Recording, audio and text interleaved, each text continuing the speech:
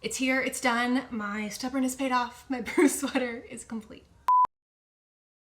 Hi, hello, my name is Allie. I'm an independent graphic designer coming to you from just outside Toronto, and this is my channel where I talk about what I'm knitting, how it's going, and what it's costing me. And we've got a beefy one today. I'm like a little bit concerned about how much I need to tell you about and how long that means I'm going to be sitting on this bench. So wish me the best of luck because we have a finished object. What I'm wearing. We have updates on future plans, which is now all the more imminent now that this is done and I need something else on the needles. And one of those future plans that we're discussing today is circling back to the idea of me wanting to design some sort of color work thing on my own. So that is, we have a little bit of a development in that category to go over today too. And also related to the future plans, some acquisitions, and those acquisitions mean that I need to tell you about my experience at Woolstock last weekend, which I did not go to Rhinebeck, but I went to a small, more local to me yarn festival called Woolstock, and I'm going to tell you all about that too. And that's a lot of things, so we better get going. But before we do, don't need to tell you about what I'm wearing today because finished object, we're going to get into that in a minute. But as for my mug and tea of the day, I'm drinking my standard Sloan Classic Earl Grey out of my mug from Courtney Zimmerman with its adorable rainbow handle, which I'm realizing in this moment, this was not at all pre-planned, that this is actually, it's not my Peru mug, which I did feature in, I think, my last video where I was working on my Peru sweater. But this one is also sort of on theme because I got this alpaca yarn in the Cusco area of Peru, and the flag of Cusco is a rainbow flag. So this is more on theme than I ever planned. I do have a few kind of like random miscellaneous things that I want to tell you about. So one of those things is that I, not too long ago finished my Lakes cardigan, and I had mentioned in a video where I was talking about just my sort of brief experience with it so far in wearing it since I'd finished it, that I had ended up kind of unexpectedly wearing it to a wedding because I was at this outdoor wedding in Vancouver in July, and we were outside so much later into the evening than I realized we were going to be. It was chillier than any of us realized it was going to be. Everyone was staying on site. This was sort of like a glamping weekend kind of situation. And the one sweater that I had with me was my Lakes cardigan. So it became kind of unexpectedly part of my wedding outfit. I had shown this picture, I think, when I was talking about this experience, but my update for you is that the actual professional wedding photography has come back from that wedding. The way that this photographer took it upon herself to get all of us glamour shots, particularly of our knits, so kind of her. This immediately made its way onto my Ravelry project page because so much better than the mirror selfie that was previously there. I was just so, I was scrolling through the album like, oh, nice pictures of their wedding. Aren't they so cute? Isn't the bride so beautiful? Blah, blah, blah. And then I was like, wait a minute, is that me? Why is that such a nice picture of me? I'm a random at this wedding. This was a very fun bonus for me. And I just thought that you might like to see my Lakes cardigan in all of its glory, captioned in the most beautiful possible way by a highly skilled photographer. Here you go. Second item of business. Very soon I'm going to be releasing my video that is, I guess, my second annual holiday gift guide for knitters. And in my last video, I had asked if any of you have a small business that you think would be a good fit for this, that sells things that are great gift options for knitters, to let me know. That offer still stands, but I realized that I really should be opening this up to not just do you have a small business, what do you suggest, but you're, I presume, a knitter if you're here.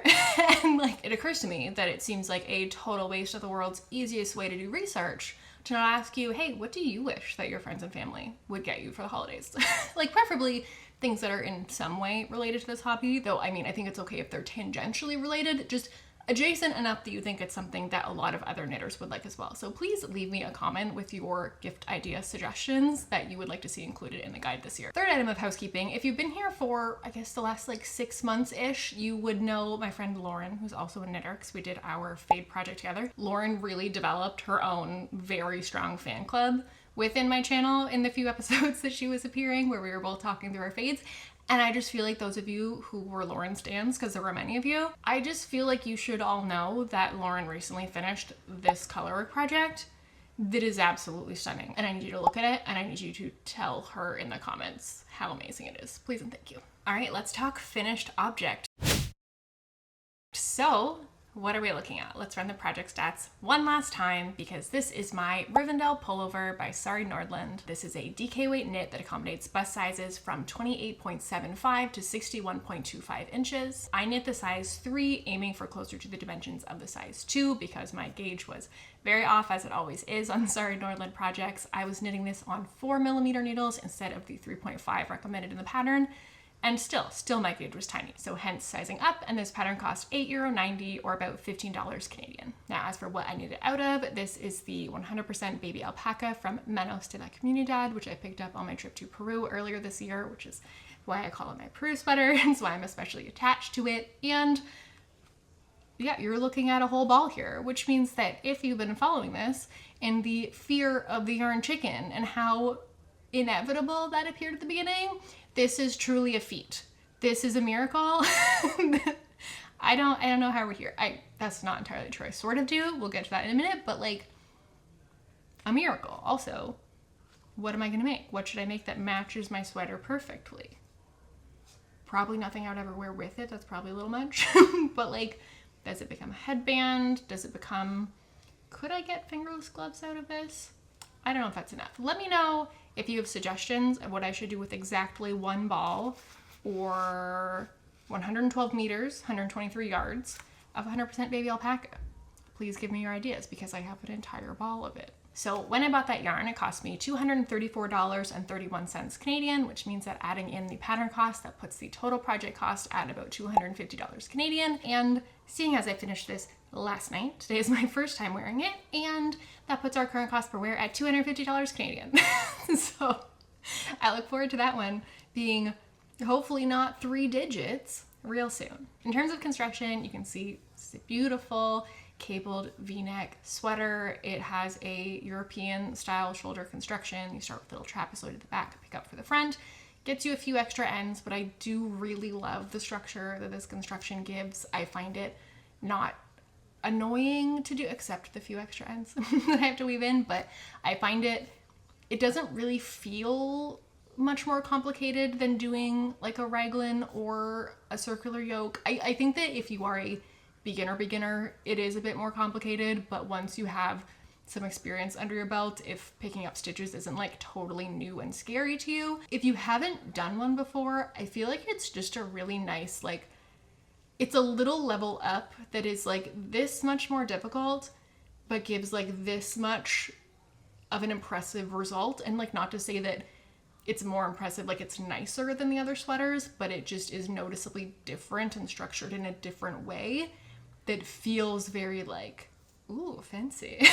And it just feels very, I guess, rewarding to do. It feels like high payoff for the effort that you put in. So if you've never done one before, recommend. If something this sort of cable-y isn't your vibe, also highly recommend the Lyon sweater by Petite Knit. That was the first one that I ever did with that kind of shoulder construction. And I was just like, wow, the whole time I was working on it. I was like so impressed with myself at how it was coming out. So just very satisfying to work on. So the last time that you saw this, I was working on the sleeves. I think they were to about here.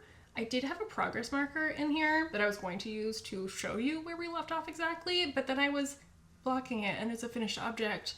I was wearing it and it just seemed weird to still have a stitch marker in it, but it was somewhere around here. So since then I have finished the sleeves and I also added ribbing onto the bottom of the body, and I guess that means it's time for me to get up and show you it.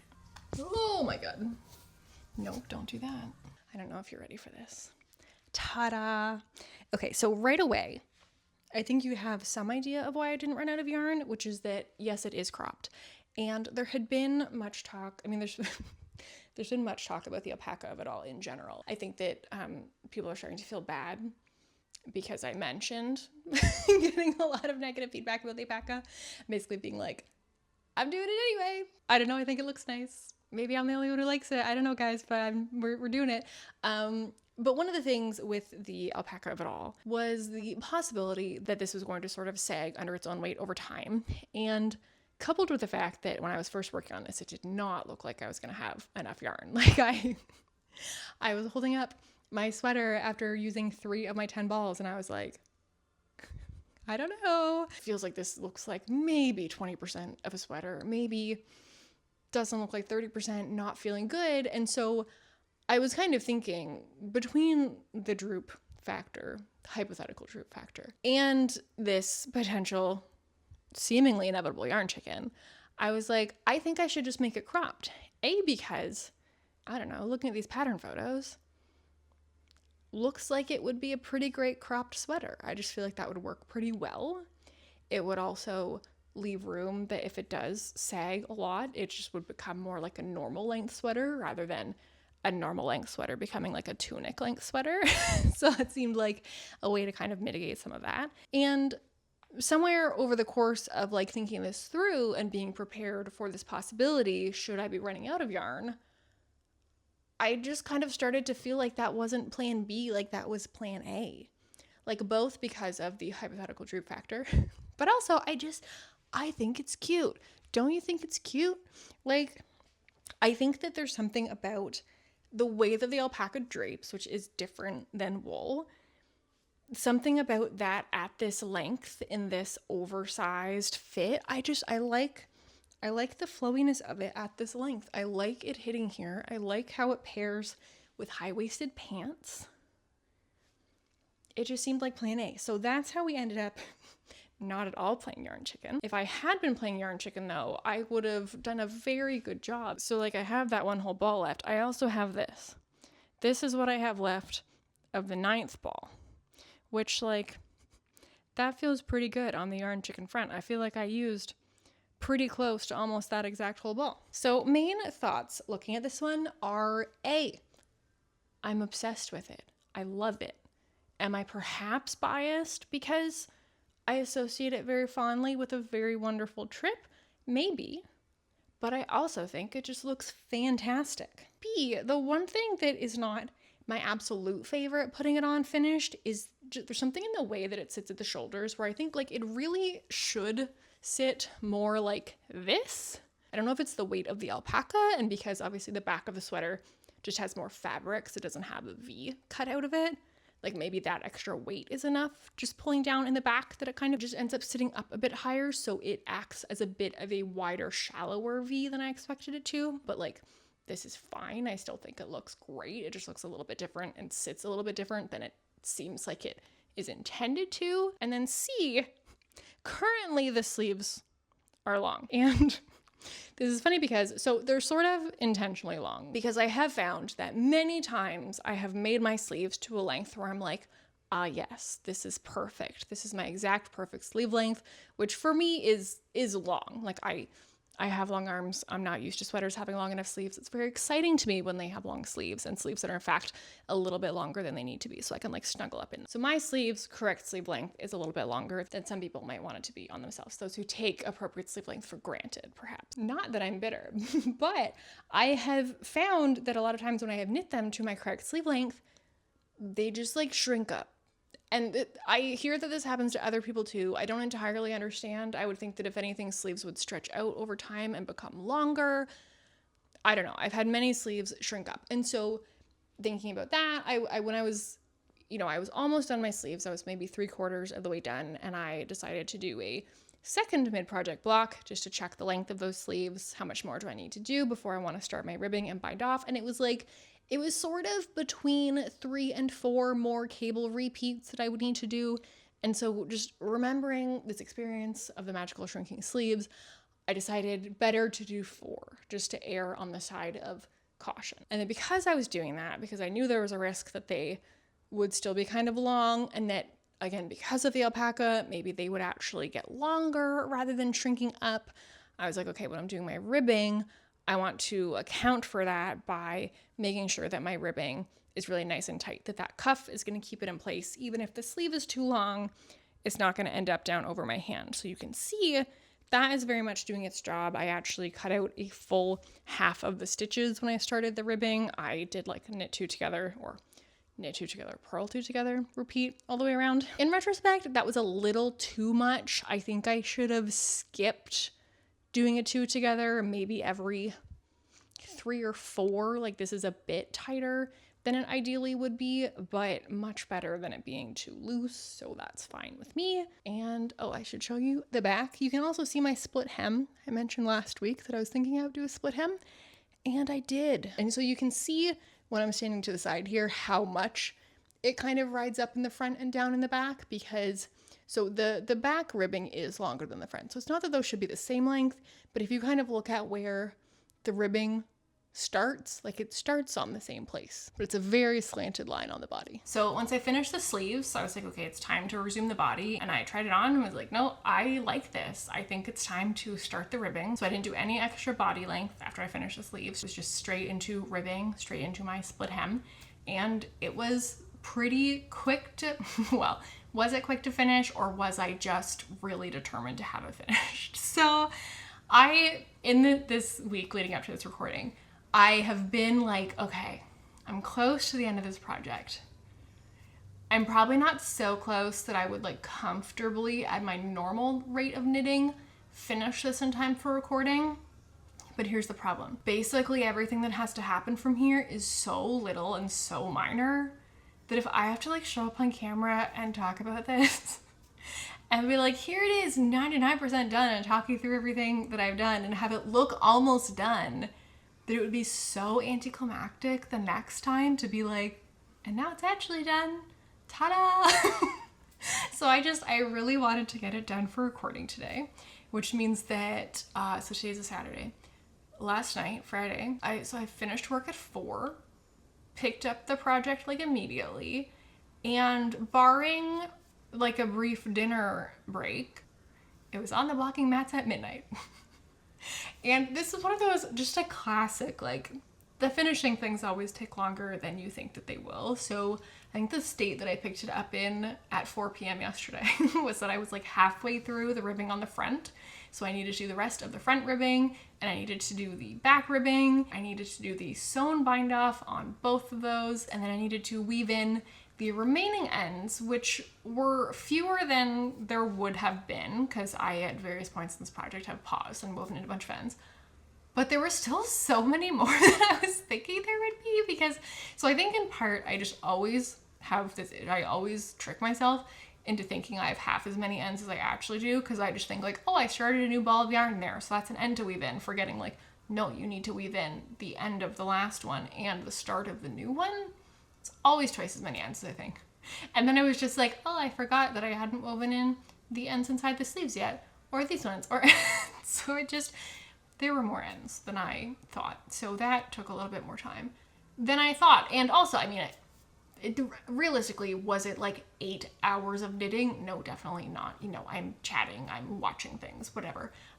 Particularly last night though, it was a very good night to be staying up late to finish this, because I was going to be up late anyway, because if you are either into baseball or just Canadian, you definitely know that the Blue Jays are in the World Series right now, and this is the first time that this has happened in almost my entire lifetime. Like, I was very tiny the last time they were in the World Series, so this is a very big deal. Last night was the first game of the World Series, and I am not a sports person. My interest in sports is not zero, but it is small. And it's the kind of small where like I can get into a particular sports game once in a while if like the stakes are really compelling and the story is really compelling. Like Jays in the World Series for the first time in almost my entire life. Yeah, that did the trick. I was interested. I was following. So I was trying to learn all the minutiae of baseball that I know the basics, right? Like I went to gym class, but like, you know, the details that are not relevant when you are 12 years old in gym class. So trying to understand all the details of what's going on. I'm sure this somewhat delayed my knitting process, but it also meant I was going to be up late anyway. So it was a good night to be doing all this. I was like racing the game. I was like, can I get this done before the game is done? And I finished weaving in my last end like 30 seconds after the game wrapped. And I was like, no, because what I hadn't thought far enough ahead to realize, because I am not a person who watches a lot of baseball, I didn't realize that there wasn't going to be a bottom of the 9th inning because it was irrelevant based on the score. So during the top of the 9th, I was like, oh yeah, like I just have this tiny bit left to do. I'm totally gonna finish it before it's done. And then the top of the 9th finished, and I was like, okay, here we go into the bottom of the 9th. I'm gonna finish up. And then it was just like, and it's over. Game over. Woo, everybody's happy. Yay, Blue Jays. Yay. And yay, Blue Jays. Yay, I am so happy for you. But also, I needed to weave in 2 more ends How dare you? So I lost to the Blue Jays, as did the Dodgers. Much to Toronto's, not just Toronto's, basically all of Canada's, because we have one baseball team's delight. I did find working on the ribbing on this kind of funny because after doing so much seed stitch on the body, it was kind of hard to get my brain to switch from seed stitch mode to rib stitch mode. Like I kept, looking at the row below what I was knitting and going, oh, that's a knit stitch. Okay, that means I have to purl. And then being like, no, a knit stitch means you have to knit. Like it was this weird kind of like gear change that needed to happen between two things that are very similar, but also very critically different. Like I feel like usually when I switch to ribbing on a project, it's not hard because it's like I'm switching from like stockinette to ribbing, and those are very different techniques and processes. Whereas like seed stitch and rib stitch are the exact same physical process. Like the only difference is like where you start your one and the other, and like when you kind of want to like look down and check in and like, am I still on the right thing? Did I mess anything up along the way? You just have to draw the opposite conclusion. And so I just found that like a weird shift to do. It wasn't like a big problem or anything. There were just a few times where I realized that I had messed it up and had to like go back, like 10 or 20 stitches I had to tink back to like get myself back on track. It was just like a weird little problem. Oh yeah, I meant to mention on the sleeves. So like currently they're long. My plan on this is to basically wait a little while and see if they do shrink up, and if they don't, then I might go in and shorten them a little. Or I will just have stopped caring that they're long at that point, TBD, one or the other. Either of these are possible. Really just hoping that it resolves itself via the classic sleeve shrinking issue. Realizing there's also another possible outcome here where they actually get longer because of the alpaca drape phenomenon. But again, cuff is very tight, so I think that is not really an issue. It will just continue to do more of the kind of like sleeve mushrooming that it's already doing.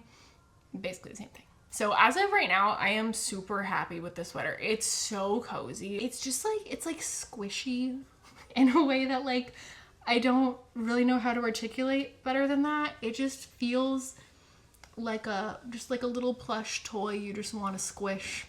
Really, that's kind of it. Right now I'm really hot. I'm like sweating, but also I think that that's more the sitting here talking in like presenter mode of it all, because I've been wearing this all day and I did not feel that way. I just felt like cozy the rest of the time. People do say that alpaca is very warm. I think that it is warmer than sheep's wool. So we will see how this fares as sort of a piece in my wardrobe, what kind of wear it gets, what its strengths and limitations are. We will also see, was everyone right that this is gonna droop to a disaster? Many people believe you should not knit sweaters out of alpaca.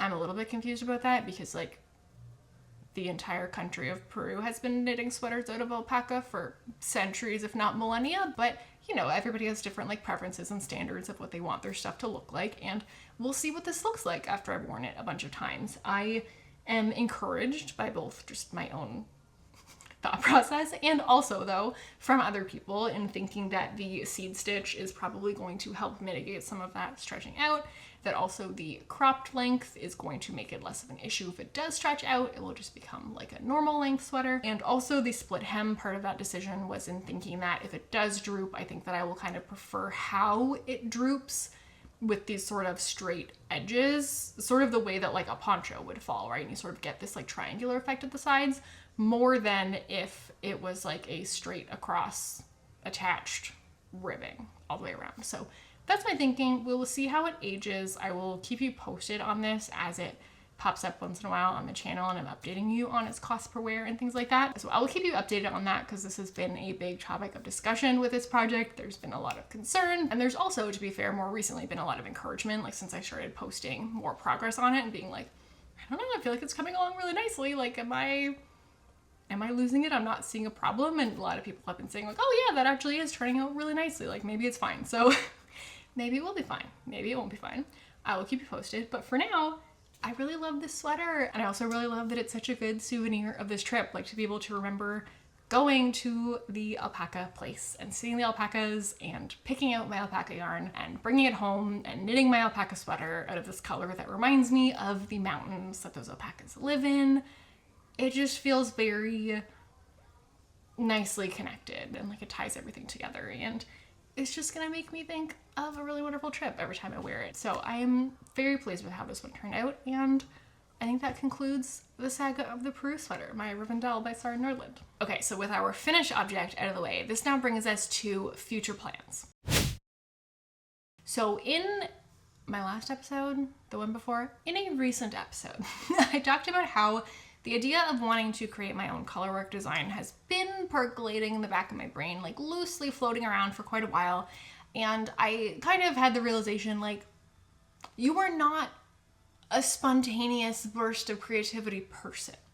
Like, why are you just like waiting to suddenly have a magical idea of what you want your colorwork creation to look like and not like actively brainstorming? Because the only way I've ever created anything, and I create a lot of things, you know, like that's my thing. I make stuff. Allie makes everything. I'm a maker.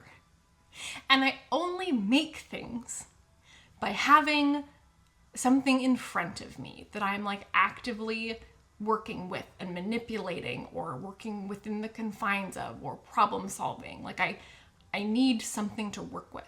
I'm not just in the shower having brilliant ideas. That's not how it works. So I was thinking about needing to kind of find ways to impose some of that structure and starting to watch some online courses to start to learn about the knitting design, pattern design process. And I realized that I kind of really needed to sit down and do some really active brainstorming on this. Trying to plan my own colorwork sweater design has been a really sort of sporadic, piecemeal process spread out across such an extended period of time. I've had so many different like doodles and sketches and notes in a million different places in different formats. It's just a disaster. And for me, brainstorming is really about taking different individual thoughts or ideas that probably aren't really unique, because what is, and then finding connections between them that are interesting or unexpected. And it's in those connections that's where the creativity happens. But to do that, I've been needing to get all of these little bits from all of these disparate places together into one place where I can actually look at them all and start finding those relationships between them. Which brings us so incredibly naturally to the sponsor for today's video, Milanote. Milanote is just the perfect place for multimedia brainstorming, mood boarding, info dumping, just putting it all together. So I started with a to-do list to make sure I remembered all the different things I needed to round up and remember to include. And then I popped in all the inspiration pictures I've been collecting just by dragging and dropping, or you can also use their web clipper tool. Once I'd rounded up everything I needed, I said thank you and goodbye to my little to-do list and swapped in a couple of notes instead to start jotting down thoughts about construction and motifs. And then I realized I wanted to bring in some of the repeating pattern designs that I've created for my portfolio as a graphic designer as more inspiration. But at that point, that seemed like a lot to be looking at all at once. Instead, I created a subboard within my board to separate out sources of inspiration from my own process work. And to make it easy, I started with one of Milanote's board templates. Obviously, I'm partial to the ones under the graphic design category, so I went with this one and started popping in my patterns and moving the couple of sketches that I'd had on my main board over to this one.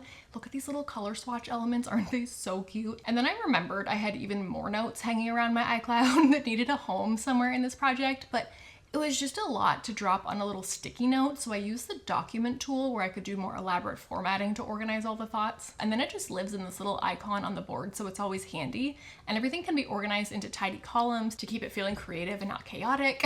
Once that was all done, I felt like I needed to bring back the to-do list to give myself some clear next steps for the project. So I set up my boards on their desktop site because I'm a millennial, I do big tasks on the big screen, but they also have a mobile app so I can take a quick peek at my boards for easy reference, or even make edits on the go. And now that it's done, I can even send invites to add other editors or just let people look at it. It feels really nice to have all this actually in one place now, and just the process of pulling it all together and deciding how to organize it has really gotten gears turning for me about what kind of colorwork project I want to do. So if you want to give it a go for your own planning, brainstorming, or just daydreaming, Milanote is available for free with no time limit, so sign up for a free Milanote account using the link in the description. So looking at my boards, I think there's kind of a few main things that you can see and that were sort of popping out to me, front of mind for me as I was starting this brainstorming process. And one of those is bold colors, right? This will probably not come as a surprise if you've been watching my channel. I love a good color. And in particular, something that I've been thinking about in terms of designing a colorwork, especially a garment,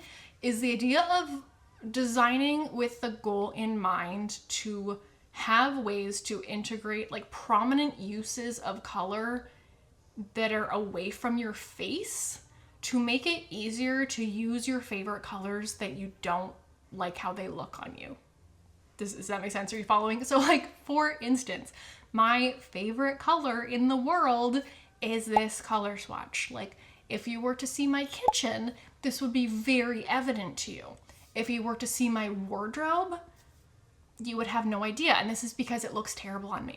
And not in a way of like, oh, I am religiously into like color seasons or any of these things. I could make a whole video about my very mixed feelings on that. Like, color theory is real, but I feel like it's taken to very arbitrary extremes a lot of the time in the ways that it tries to be like simplified into systems that we can like assign people to. But anyway, suffice to say, I love this color, but anytime that I have bought things in this color, like long before I ever had any thought about what season am I or what colors look good on me, had never had a conscious thought about it. Like, I would buy things in this color and I would find that I just didn't wear them. I would have very similar garments in other colors that I wore all the time. Like, I remember literally having 2 hoodies that were the exact same style of hoodie from the same brand, same cut, same size, same everything. And one was a royal blue, which I have come to learn is a color that works really well on me. I always feel really good in that color. I always get a lot of compliments in that color. And I very rarely wore the other one, even though in my head, it was the one that was my favorite color. It was the one that I was most excited about. But there was something just like subconscious that I would put it on and I just wouldn't feel as good as I felt in the other one. But I don't like this idea that like I have a favorite color that I never get to wear. Like, that's just like a bummer to me. And not in this way where I'm like rigidly limiting myself of like, you can't wear that color. It's not your best color. Like, it's not that. It's a much more like subconscious, instinctive rejection of it. Because like, it's been happening since I was like 12 when I had those 2 hoodies. It's a very innate avoidance, which tells me that it's something that feels very true, right? That like, I just really notice a difference in how I feel in one versus the other. So I'm thinking in my ideal sweater design world, if I'm gonna be designing colorwork patterns, it would just be really fun to kind of try to keep in mind as a possible criteria for some designs that I might want to create. Just like, is this a thing where I can color block it in such a way that a really major color of the design doesn't happen in like this area, and that just makes it easier to incorporate a wider range of colors without it being an issue of like how it looks on you, because it's really the colors close to your face that matters the most in that regard, right? And obviously another element that you will notice looking at these boards is just a lot of very like graphic, bold shapes and elements. And I'm kind of torn in a couple different directions looking at this. Like, there are some things that fall into more of a sort of line art style, and then there's some that's more like the bold color blocking. And then there's also a sort of debate trying to balance between like things that would be really distinct, unique, different styles that I could bring to the knitting pattern world that would be different from a lot of what's there right now, but needing to balance the uniqueness against like what is actually not terrible to knit. Because I think that with colorwork, like I know from working on my serendipity, it was so compelling to work on because within each row, it was very easy to memorize what I was doing that row. Even though every row was different, it was very repetitive within that same row. And so it was easy to get into a groove with each row. And so knowing that like there can be such a range between like, this is so fun to work on because I'm not glued to a chart like cell by cell trying to follow what I'm doing, versus like there are some incredible things that you could knit that could technically be produced with knitting that I'm tempted to do, right? That the part of me that wants to create something really original is tempted to do, but then looking at it and realizing you would be following that chart cell by cell because there would be no like discernible rhyme or reason to it. Like outside the context of the picture that you're creating, line by line, there would not be repetition in that same way. And that would probably be a nightmare to knit.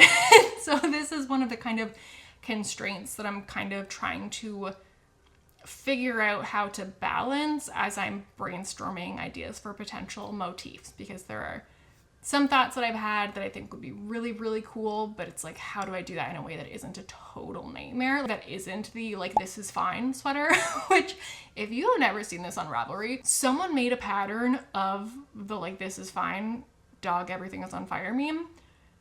And several people have actually knit it. It's a very meta project because I think the process of knitting the this is fine sweater is a very this is fine kind of process. There's like 1,000 intarsia bobbins going on.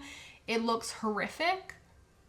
So I would like my hypothetical future pattern to not feel like that. I would like it to be fun to knit. I would like it to be compelling and enjoyable to work on, but I would also like it to feel like my own unique offering to the world of knitting. And so that's where I'm kind of trying to figure out where those things meet in the middle. And it's not super simple. And like part of that is even just working out like, am I talking about an intarsia design or a stranded colorwork design? And I think that part of that will just be informed by making more progress on working out the motif itself and then what does that demand as a technique. But it's also a little bit like, which is the chicken and which is the egg? Because if I pick one or the other, it means that I can design different types of things. So like, should I just pick a style and then design something that works with that? But there's also things that, I don't know, there are different types of graphic motifs that can kind of exist in the middle where it's like, you could do this as intarsia or as stranded colorwork or as sort of a mishmash of the two. Like when I did the poppy top that I gifted to my friend Jan, that was sort of a mix of intarsia and stranded colorwork. I did it as mostly intarsia. I started it trying to do more of a mix, but was finding that some of the floats were just too long to work for stranded colorwork, at least without catching them like several times, and I did not have the skill to be doing that. But so there is a sort of in between where you can sort of combine the two as kind of makes sense at different parts of the design. But also, I don't know that I really want to be combining them in one pattern if it's something that I'm thinking about maybe hopefully one day making an actual pattern and not just like a thing that I make, because that seems confusing to try to get other people to do and will probably scare people off. So I think I probably just need to pick one or the other. Stranded colorwork probably has more mass appeal. I think that intarsia freaks a lot of people out. Intarsia kind of freaks me out, not in that I haven't done it, I've done it several times, but just in that I don't like seaming, and intarsia works flat. I have looked up, like, are there ways to do intarsia in the round? And I've seen a few kind of tricky, hacky ways to do it in the round. Like, you're essentially still doing it flat, but you're kind of doing these little tricks to, like, basically be doing it in there. Basically, you don't have to do seaming at the end. But the things that I found so far in that search feel very finicky and confusing and not like anything I would ever want to do, let alone be instructing and expecting someone else to. So if you know anything about this, if you know of ways to accomplish intarsia or an intarsia-like effect using a method that like would produce a sweater that doesn't require seaming in the end, that isn't terrible, that is like not hard to wrap your head around, and that is not deeply finicky throughout the process while you're working on it, I would love to know. I think that could really help kind of guide this decision-making process a little, I think. So please do let me know. I think also like whether I'm doing stranded colorwork or intarsia will also inform to some extent what kind of construction I'd be looking at. And this is all assuming that I'm designing a sweater, which is probably unwise. I think that not unwise in that I think that I shouldn't design my own sweater for myself that I just make. I think it's unwise if my goal is to try to produce a pattern at some point one day, because I expect that pattern creation process, from writing to grading to tech editing to testing, like I expect that to be a steep learning curve, and it would probably be a lot simpler to go through that steep learning curve and get used to some of the steps of that with a simpler accessory kind of design than a full garment that needs the full range of styles. I mean, you know, like I'm always talking about the size inclusivity of a pattern, so you bet if I'm gonna make one, I'm gonna be making it in a very large size range. And so that's just a very big undertaking that I'm like, well, perhaps perhaps you should make like a headband that comes in like 3 sizes, or even like just keep knitting it until it fits around the circumference of your head kind of creating. Maybe that would be a wiser place to start. TBD if I decide to be wise, because just because I recognize that it would be does not mean that my stubborn self will not make my life as hard as possible and just go big or go home, because that is traditionally my MO. So watch this space to see how hard I decide to make my life. And if I do land in the direction of starting with an accessory, I'm just gonna tell you now, I need so much positive reinforcement about that, please. I need applause, I need a participation ribbon, preferably a trophy, actually. Didn't get a lot of those as a kid since I didn't play sports. If I do talk myself into starting with an accessory, that will be a lot of self-restraint being exercised, and I would just love for that to be acknowledged. And looking at the board of my own stuff, so these are all repeating patterns that I designed, sketches that I drew, things like that. So this is all, none of this is from like Pinterest or other internet-y places. This is all from my own brain. And one of the things that I'm kind of debating, you can see this in the sketch on the right, is am I doing like an all-over colorwork thing? Is it a yoke thing?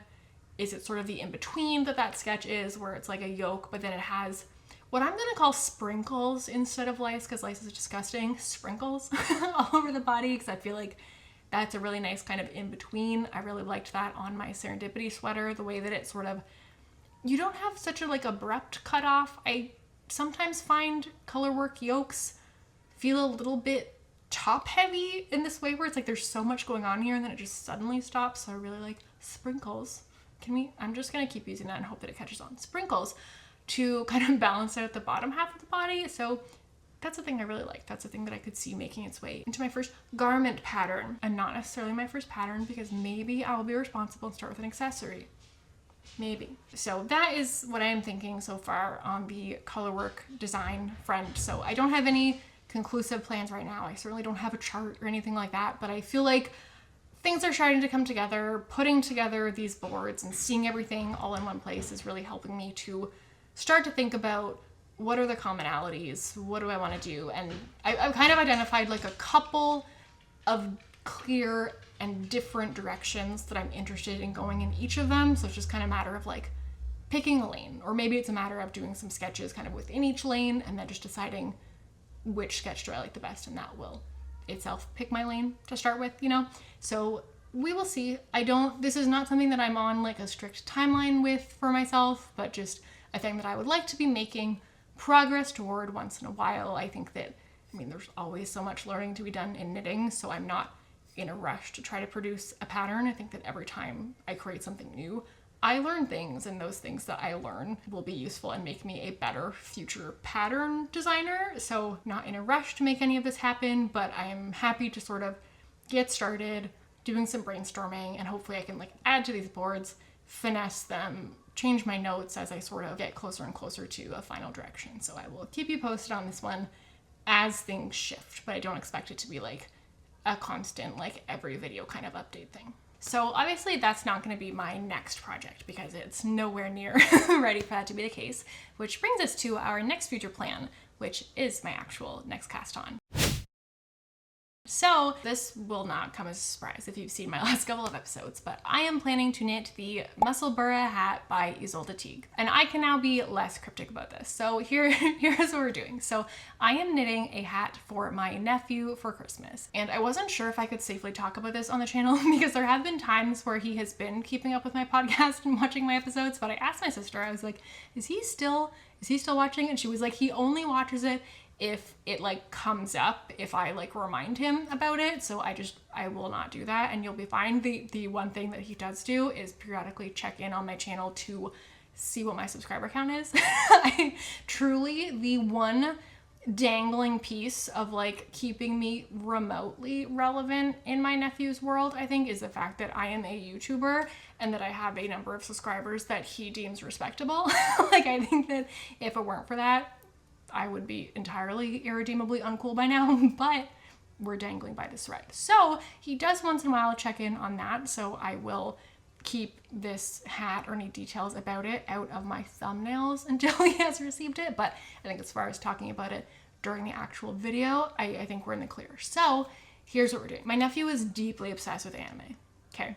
He is either watching anime or he's reading mangas that are often related to the anime. It's actually so good for his reading. He's like tearing through books right now, and it just makes me so happy as the aunt who like is always buying him books for birthdays and Christmas, or like, oh, we're going to the movies. Oh, look, there's a Chapters next door. Do you want to go in here, pick out a couple books? I'll get you some. It just makes me really happy that this is the thing that he is actually excited about and enjoying so much. And yes, so anime, the sort of original love of his, and I think the sort of long-standing, like I think he will always love, Naruto. So I am planning to knit a Naruto hat.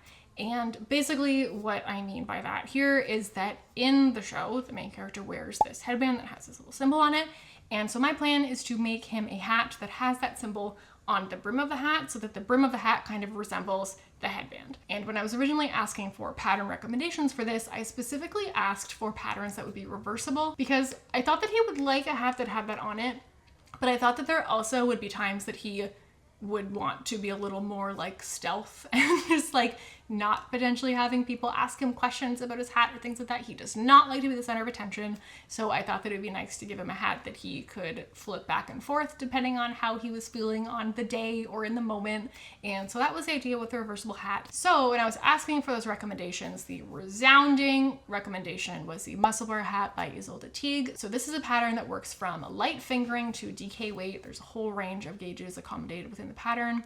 And there are sizes from baby to adult extra large. And the pattern costs 6 Great British pounds or about $12 Canadian. And if you watch knitting podcasts, I would imagine you know this already because this pattern is everywhere. Its project count on Ravelry is unreal. But the thing that is unique about the construction of this hat is that you're basically knitting an enclosed Kinder egg shape that you then tuck up into itself and then fold up the brim. So it's this really weird sort of like oblong shape when it's all pulled out. So this has been my plan. I've been wanting to create this hat that has the symbol on the brim, one side of the brim of the hat. And on that side, the rest of the hat could be either black or blue, depending, because at different points in the series, it changes color as he like advances. So either of those colors would work. And then I was thinking for the other side that maybe, because I was going to be going to Woolstock soon, that maybe this would be a good chance to use a fun variated yarn that wouldn't necessarily be like to my personal style, but that could kind of fit the theme and still be kind of fun for my nephew, even though it's the like plain side. So I don't have any current whip to show you on this. It doesn't exist yet, but I have technically started it because I created a chart. So I just took an image of the symbol and I just overlaid a grid and started filling in squares to try to follow it as best I could. And I feel like it turned out pretty well. Like, I feel like that's pretty recognizable, right? I feared that it would look more mangled or that like I might have to knit at a really fine gauge for it to look not mangled, which like I'm not gonna knit this on like needles at lace weight. So like, is this gonna be an issue? Like, I made this chart before I started any yarn shopping because I just wanted to make sure that this was even a feasible idea, like that I would be able to knit this at a scale that would fit on the brim of a hat without it being horrible. So step one, got that done. This took me maybe like 15 minutes. This did not take long at all. And we're set to go on that front, which meant that the next thing I needed to do was acquire some yarn to make this with. Which brings us to, before I show you that yarn, we have to take a detour because this is when we're going to talk about Woolstock, the yarn festival that I was at last weekend. So, Woolstock Fleece Festival. So I knew that I wasn't going to be going to Rhinebeck this year, but I also knew that the same weekend as Rhinebeck, there was a festival that I have not been to before called Woolstock, which is not close to me, but it was close enough that it was possible for me to go as like a day trip. And I also knew that it was a little bit closer to Audrey of Fire and Fiber. So I was like, hey, Audrey, we haven't met before, but do you want to be my friend at the Fiber Festival? And it turned out she did. So that was very nice of her. And we went for breakfast first. We met up beforehand at a breakfast place nearby where I need to go get something, one moment. Where she gave me the cutest stitch markers. They're little quilt squares. They're so adorable. And she gave them to me and I was like, I You're now my favorite person. Thank you so much. So if you also need some quilt square stitch markers, go check out her shop, Fire and Fiber. And it was so nice to meet Audrey in person. Like, if you have watched Audrey's videos, which I highly recommend, quite literally, I recommended her in my last podcast roundup. She is as fun and funny and personable as you would think that she is. So it was so fun to get to spend the day with her, got to hang out a little bit over breakfast, and then we went over to check out the yarn festival. So Woolstock, I believe, starts at 9 a.m. We got there somewhere between 10:30 and 11, I think, after breakfast. And arriving was kind of funny because, you know, I'm driving along looking for the sign, and I finally see a sign for Woodstock Fleece Festival. And I was like, Woodstock? I mean, that is obviously what Woolstock is a play off of. But I just found this sign so funny because, like, the sign just felt like the people organizing the event had, like, made a request to someone, oh, can you make me a sign, please, that says Woolstock Fleece Festival? And the person was like, oh, yeah, sure. And then 2 days later, they were like, what did I need to make a sign that said again? Oh, yeah, it was Woodstock, right? Yeah, Woodstock. That just made me laugh. And then on entry, it was $10 to get in cash, which was the trickiest part of this. I kept in the week leading up being like, don't forget, you need to get cash. You need to get cash to get into the yarn festival. So I did. I remembered to get cash. I got into the yarn festival, and $10 was pretty inexpensive. I feel like when I went to Knit City last year, I think it was like $20 maybe, which is a bigger event. So I do feel like you kind of are getting what you pay for in a pretty reasonable way. And obviously things in Toronto are just more expensive.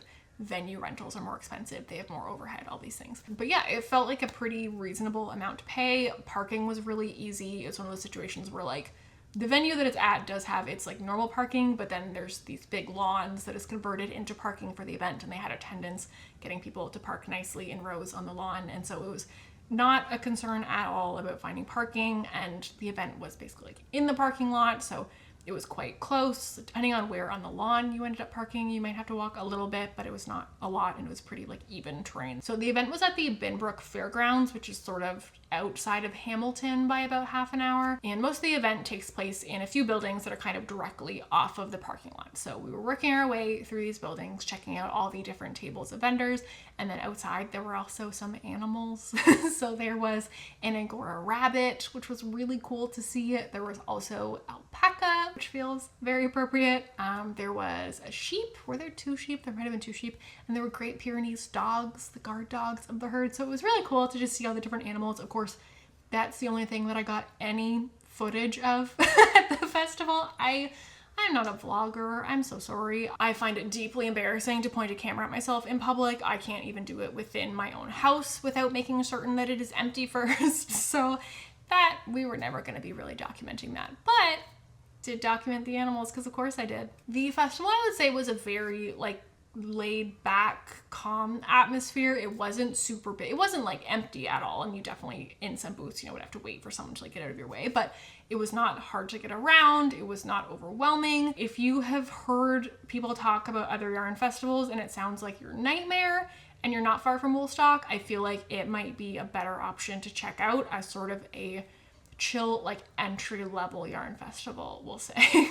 Also, not an animal, but there was also someone doing a demo with flax of, like, how it gets turned into linen, which was just really cool to see. Like, it's one of those things where I'm like, my brain doesn't compute how we get from this to this, and that it was just cool to see someone just, like, basically beating at this plant until it started to look like string. It's wild. It's kind of one of those things that I'm like, how did humans ever, like, develop this? Like, who experimented enough to have ever gotten here? But so glad they did. Great work. So Audrey and I were sort of snaking our way through the buildings, checking out all the different vendors, and we paused for a bit outside to grab some coffee. There was a little coffee truck called Hissing Goose. Their cup is also very cute. So we had a little refuel, and also while I was walking around, a couple of you said hi, which was so cool. Obviously, I know that when I put these videos up, somebody's watching them, but it feels so different to actually meet people face to face in real life without a screen and without time in between you, right? Like, from when I'm recording something and posting it and someone's commenting, there's an inherent, like, time lapse there, right? And so just the instantaneous, like, physical, real nature of interacting with someone, being, oh my god, like, you are actually real and you actually watched my videos. and you liked them enough to want to come say hi was just really, really cool. So shout out to Sandra and I believe Emily. I'm so sorry if I've gotten that wrong. It's been a little while now. And I just want to say thank you so much for both watching in the first place, but also coming up to me and having a little chat. And it was so cool to meet you and to really like understand for real that like there's someone else on the other side watching this. And Sandra posted this picture from meeting up. So it was a really cool day, and I really appreciated getting to meet people. It meant so much. It was so surreal and it was so cool. So thank you, thank you, thank you. So as I was browsing around the tables, I definitely had a shopping list. I was very much shopping with that in mind, and it was nice to have, like I suspected it would be, as I mentioned in my last video, it was so nice to have a variegated yarn to look for because there's so much of that at yarn festivals, and it feels like one of the things that is kind of uniquely available at yarn festivals. Like these are things that tend to be harder to shop for in person most of the rest of the time. So it felt nice to be able to really take advantage of that and to be looking around for that. So I was specifically looking for either fingering or DK weight yarn. And I was also looking for it to be superwash, which is also why it was a really good thing to be shopping for at a yarn festival, because there's also a lot of superwash at yarn festivals. A lot of indie dyers use superwash, especially on variegated colorways. And it's just not normally my first pick, but for gifts, it absolutely is. Like unless I'm making something for somebody who I know is very used to washing precious garments and that they are happy to do that, I'm not inflicting that kind of maintenance on people. I don't think it's fair to do that. And then especially to potentially be like upset if they accidentally felt it. Like we walked right into that one, right? So I think it's just better to help everyone out, minimize your potential upset as somebody ruining something you spent so much time making them, and also just making their life easier in terms of keeping it clean, especially this is for a kid. I want him to be able to just be a kid and be able to wear it, and it doesn't have to be like special occasions because we can't get it dirty and blah, blah, blah, right? So superwash seemed like a no-brainer for this one. So I will get into my actual acquisitions in a minute, but there were a few things that I considered buying and did not, that I restrained myself, but that are definitely things that I'm going to be keeping in the back of my brain as possible yarn for future projects. So one of those is the blue brick, which they do the most incredible gradients. Like I've never seen anything so perfect in my life. And every like question you might have, every possible problem you might come up with of like, well, how would a gradient work in this kind of project? How would it work in that kind of project? Or what if my project is bigger or smaller?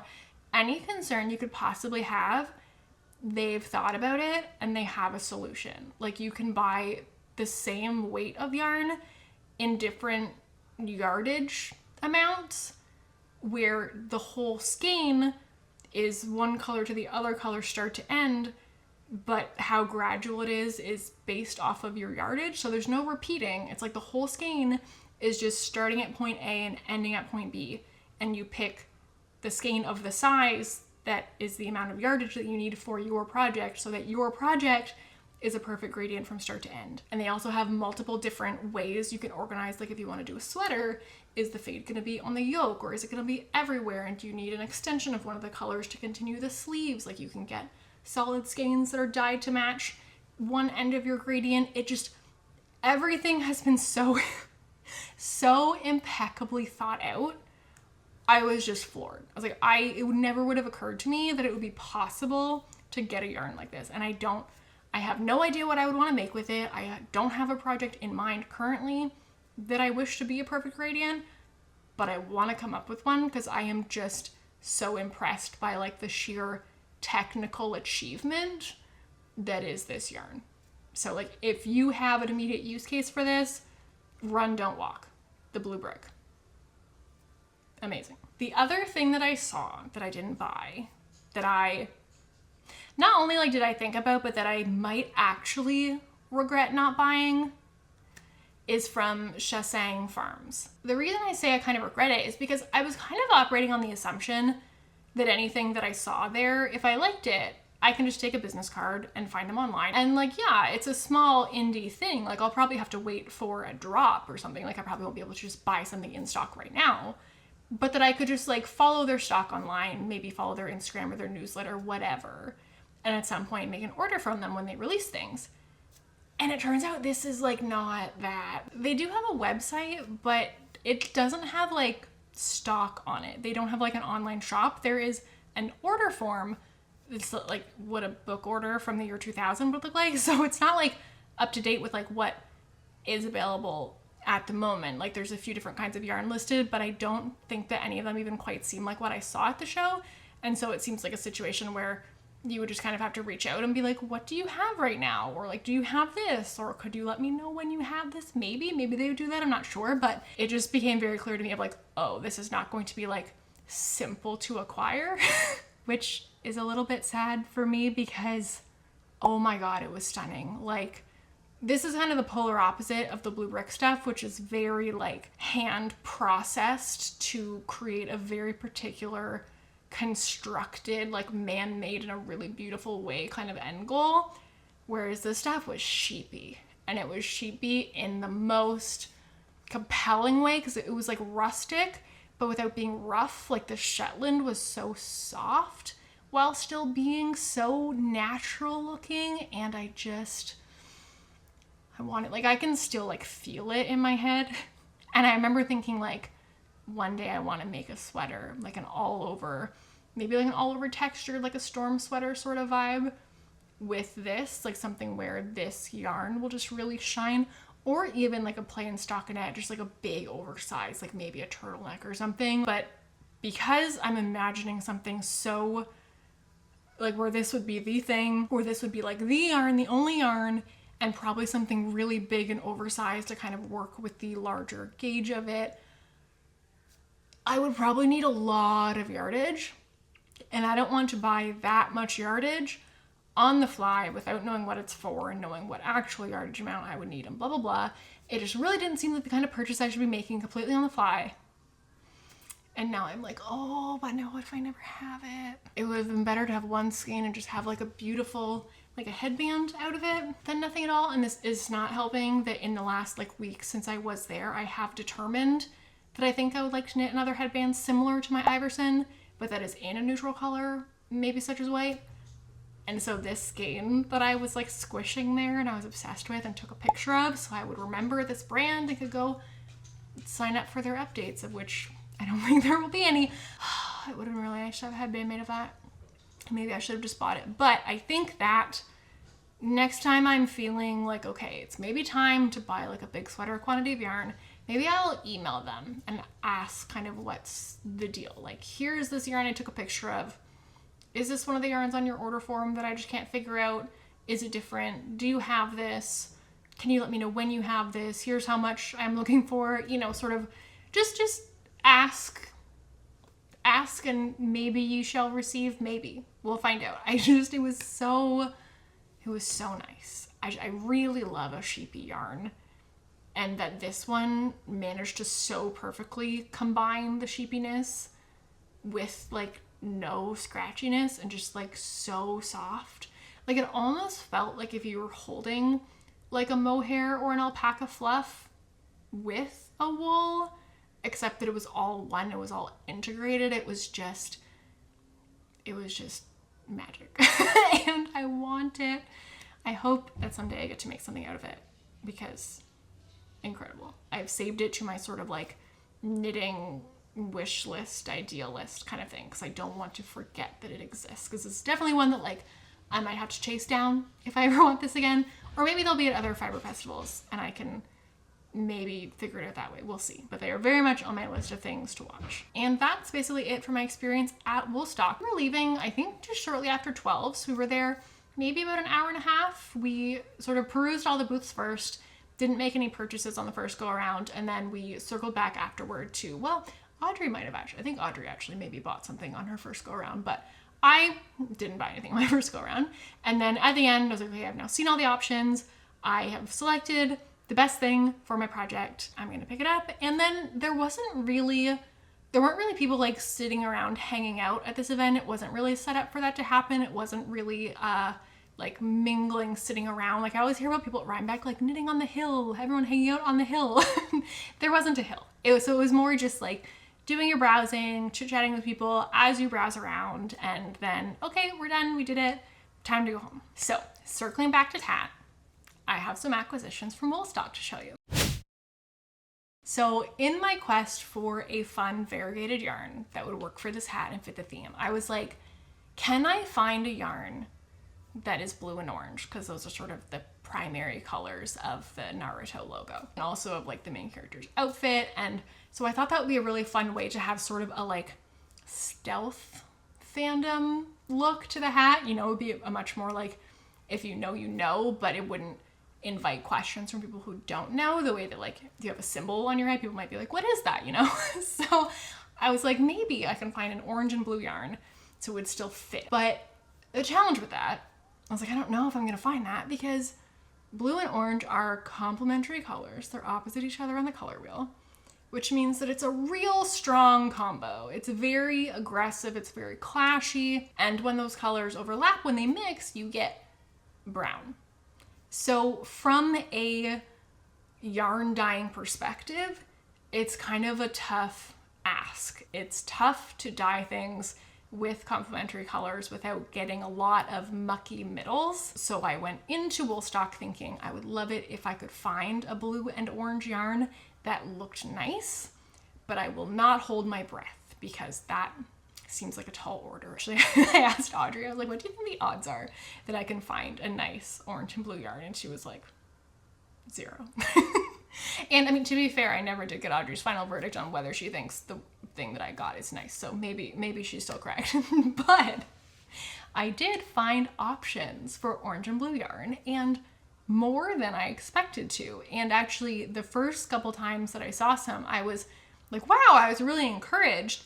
And even looking back, I'm like, oh, those weren't even nearly as good as what I ended up finding, because some of the earlier ones that I found were more subdued in their color palette. Like they were still clearly blue and orange, but in a less cartoony color kind of way. So I think it would have done the job. It would have still read within the context as the Naruto colors, but not as well as what I did find, which is this. Look at it. Fergus yarns really came through for me.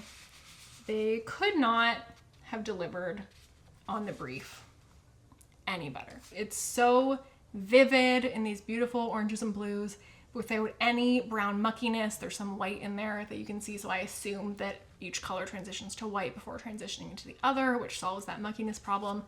And it's just so perfectly on theme. I am debating whether when I use this, I might want to add in a little bit of yellow, because that's also a very prominent color in the Naruto color palette. And so maybe striping or sprinkling a little bit of that in might help to really drive it home. But I will need to see how this knits up. I think I need to see what it starts looking like as a fabric, because I have no real context for what this actually looks like, which is part of why variegated yarn scares me. But I think that my nephew will probably be a lot less picky about that than I am. And I think that this will be really fun to work with, just to watch it work up and take shape and start creating its color dispersion the way that it's gonna do it. And so I'm really looking forward to working with this. I think it's gonna be really cool. But this is from Fergus Yarn Co. This is a sock weight, 80% superwash merino, 20% nylon. This is 100 grams or 400 meters, and this is in their colorway Koi. So we need to talk about the sock weight of it all, because initially I was shopping around primarily looking for DK, right? It's a gift knit. I want to get it done for Christmas. I don't want to be in a rush. I don't want to feel like I'm spending 500 years knitting a hat. Would love for it to be DK. This didn't exist in DK. I did ask them. They confirmed that they don't currently have it in DK, but that they could custom dye some for me if I wanted. But just with the timeline of it all, and that would be an online order, I was just kind of like, I'm here in person today. I would like to start this project imminently. Ideally, I would like to leave here with yarn. And I mean, Audrey was a good influence, bad influence, unclear. Unclear until I start working on this, and do or don't regret my life choices. But Audrey works at sock weight all the time. Audrey loves working at sock weight. It's, I believe, her preferred weight. And so she was like, oh yeah, no big deal. Absolutely, 100% do your muscle burr at sock weight. And I was like, do I have it in me? Do I have the strength to do this whole thing at sock weight? But then I was also thinking that chart's probably gonna work better at a sock weight than at DK, right? Like at DK, the brim would probably have to be like quite large in order for me to not have to start modifying this chart to get smaller, because once I started actually counting rows and stuff, the chart as I drew it actually fits really well for what I expect my gauge to be with this yarn. So I took the plunge, I bought it, now I'm committed to making a sock weight musselburgh, for better or for worse. And this skein cost me $32 Canadian, and I was pleasantly surprised that that was it actually. So I guess the tax was included in that cost, and great, $32 flat. And so this is actually all that I purchased at Woolstock. So I left thinking, okay, I now need to order some yarn that I'm going to pair with this for the other side of the hat, for the plain color side that's either black or blue. And based off this yarn, because it does incorporate this royal blue color that matches the blue version of the headband, I was like, okay, I think that makes this decision for me. I think that the hat should be blue, because that will also help kind of disguise where it folds. If it's folded like a stitch off from where it should ideally be, it will kind of blend a little better, just coordinates a little bit better. And I was looking at the stock available from the Knitting Loft, and one that I found that fit my criteria as far as the gauge, as far as wanting it to be a similar like superwash merino and nylon blend, I landed on Sisu from Sandnes Garn, which is in the colorway 5937. So it's this really nice, vibrant royal blue. And it is like deceptively less yardage than you would expect it to be, because I had to buy 3 of these to have slightly more than, but to like cover the same amount of yardage as this, and then a little bit extra. Because, so these are, where is your,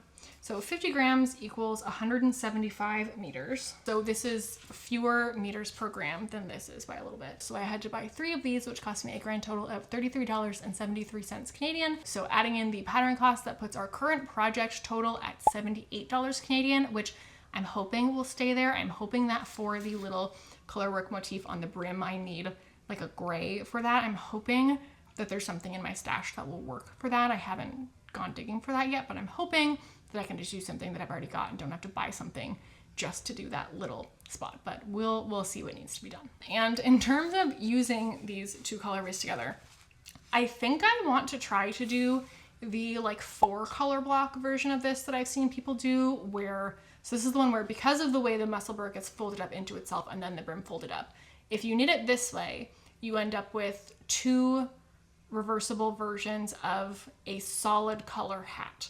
This is how you end up with the brim and the top of the hat being the same color. Whereas if you knit the whole musselburgh just split in half, you end up with a contrast brim on each of the 2 reversed versions of it. So I'm thinking I would like to do this one, so that the version with the headband is like blue brim, blue hat, and then the other side is all this. So I've seen some people do this on Ravelry, and their photos look wonderful and beautiful, and like, as long as you fold it properly, like the hat, you would never know there was something going on the other side, or that if you flip down the brim that it would be a different color. But not a lot of people have done it, and a lot of people have done just the cut it in half and then have a contrast brim version. So I'm just wondering, like, is there a reason, like when you knit the 4 block way, does it not really work that well? Like, is it incredibly finicky to get it to look good? Does it never actually stay looking good? Or is it just that it's just more paying attention and math and stuff, and so people just don't want to bother doing it? This is what I think I would like to do, but I don't want to do it if it's just going to be like a giant pain in the butt and end up producing something that looks weird and always seems kind of askew. Because if that is the case, then I think I will just do it so that actually probably like 3/4 of it is this, and just the top of the one side is this one. So like the side that is this at the crown would have the contrast brim in this color, and then the other side is just all this color, I think is what I would try to do. So if this is something that you have experience with on either the musselburgh or something similar, please let me know. Like, is this a bad idea? Will I regret this? Let me know. All right, that's all I've got for you on the knitting front today, so let's get into some off the needles. Now, first up in our small business shout out, this time I want to mention a business that is owned by a friend of my sister's called Bend and Snap.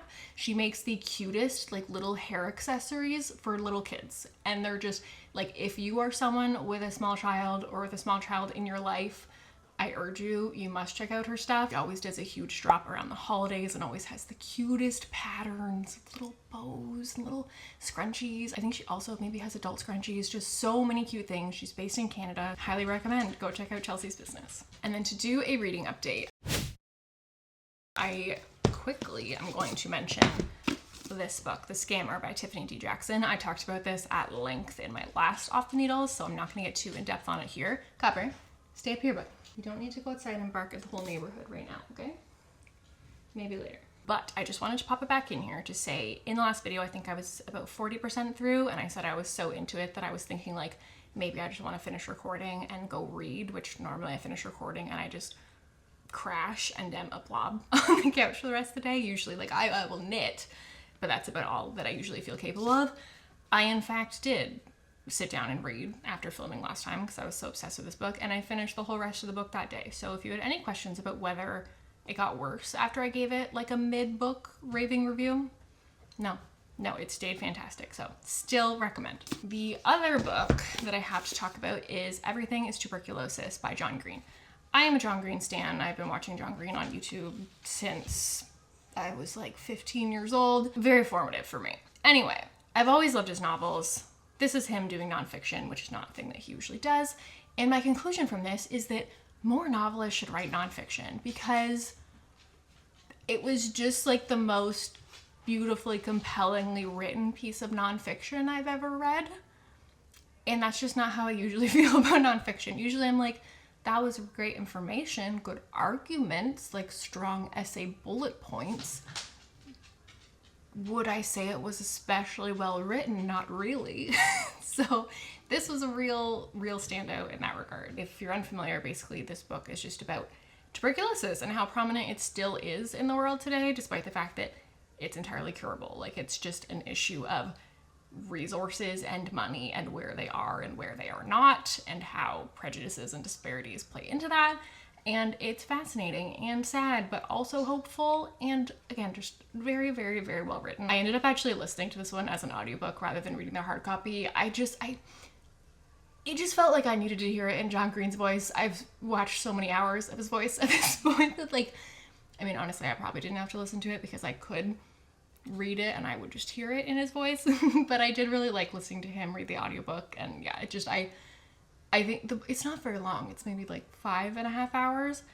And I think the last 3 hours of it, I listened to on one day where I just started it at the beginning of a dog walk, got back home an hour later, but just let it keep playing while I was going about my little like evening activities, which I wouldn't normally do with an audiobook. I tend to feel at some point like, okay, this is like too much. I want to stop doing this now. I'll go back to this when I'm doing like an audiobook activity, like dog walking, you know? So I don't know, that was a really good indication to me of like, yeah, I am really enjoying this. I want to keep reading this, listening to this, and yeah, very good.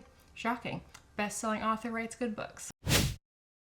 All right, that's all that I've got for you today. So I would love to know if you have suggestions for my gift guide for knitters video. If there's anything that you would love me to subtly include in that list so that you can send it to your friends and family and pretend it wasn't a direct ask, let me know. Also, little kinds of things you don't want, like what are sort of misguided things that people might think that you want to receive as a knitter that actually aren't a good fit, because I think that is also often really useful information. So let me know your thoughts on gifts as a knitter, and if you'd like to be here next time, I hope you'll consider subscribing if you haven't already, but if you already have, you're my favorite, and I'll see you next time.